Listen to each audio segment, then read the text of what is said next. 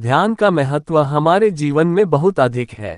महात्मा बुद्ध की एक प्रेरक घटना से जुड़ी एक कहानी हमें ये समझाती है कि कैसे सही फोकस और समर्पण से जीवन को सफलता की ऊंचाइयों तक ले जाया जा सकता है।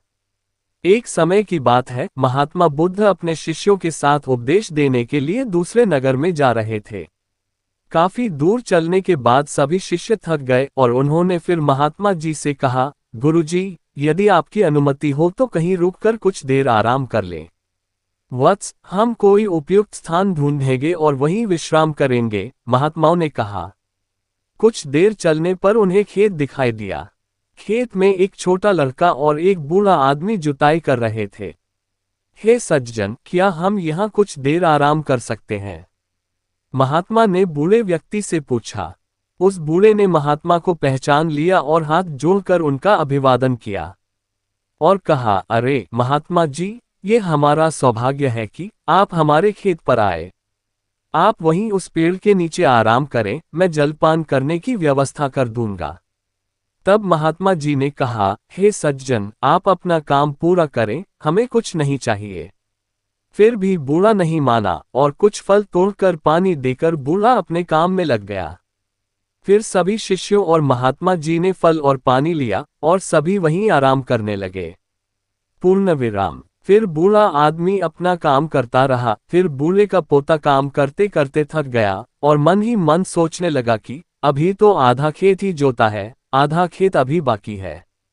अब मैं थोड़ा आराम करूंगा और फिर आधा खेत जोतूंगा। ऐसा सोचकर वह एक पेड़ के नीचे जाकर आराम करने लगा। पेड़ की ठंडी हवा से बूढ़े आदमी के पोते की आंखों पर असर पड़ा, लेकिन बूढ़ा आदमी काम करता रहा।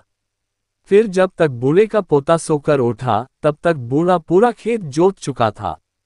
वह दृश्य महात्मा जी और उनके शिष्यों ने देखा।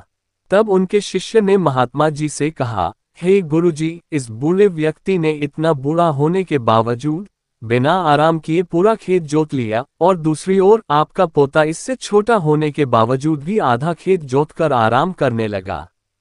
आराम करने गया था। ऐसा उत्साह प्रशंसनीय है। ऐसा उत्साह उन बुजुर्गों में दिखाई दे रहा है। और उसका पोता थकान से विश्राम करने चला गया। हे वत्स, तुम ठीक कह रहे हो, लेकिन ऐसा इसलिए हुआ क्योंकि वह बूढ़ा व्यक्ति केवल खेत जोतने पर ध्यान दे रहा था, शरीर की थकान पर नहीं, महात्मा ने कहा। लड़के का ध्यान खेत जोतने पर नहीं था, बल्कि अपनी थकान पर था। ये हमें सिखाता है कि अपना ध्यान हमेशा लक्ष्य पर रखें, कहीं और नहीं।